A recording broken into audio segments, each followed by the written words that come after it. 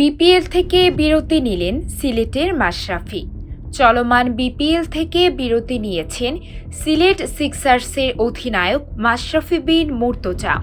ফলে সিলেটের হয়ে আপাতত আর মাঠে দেখা যাবে না তাকে। সংসদের হুইপের দায়িত্ব সামলাতেই খেলা থেকে মাশরাফি বিরতি নিয়েছেন বলে সিলেট সিক্সার্সের পক্ষ থেকে জানানো হয়েছে।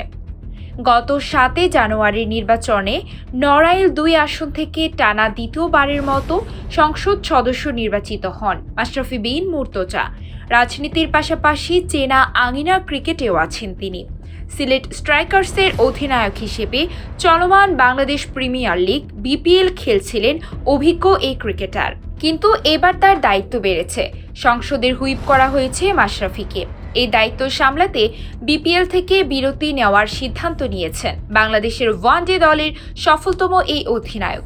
বুধবার এক সংবাদ বিজ্ঞপ্তিতে বিষয়টি জানিয়েছে সিলেট স্ট্রাইকার্স কর্তৃপক্ষ।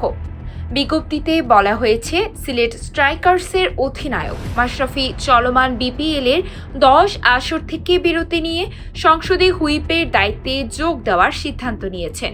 রাজনৈতিক প্রতিশ্রুতি ও সূচির মধ্যে সুযোগ থাকলে বিপিএলের বাকি অংশে সিলেটের হয়ে খেলতে পারেন তিনি।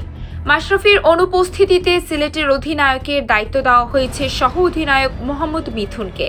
এখন পর্যন্ত টুর্নামেন্টে দলের প্রতি মাশরাফির প্রতিশ্রুতির জন্য তার প্রতি কৃতজ্ঞতা প্রকাশ করে জাতীয় দলের সাবেক অধিনায়ককে ফিরে পাওয়ার আগ্রহের কথা জানিয়েছে সিলেট স্ট্রাইকার্স কর্তৃপক্ষ। হাঁটুর চোটে ভোগায় এবারের বিপিএলে ভালো সময় যাচ্ছিল না মাশরাফির।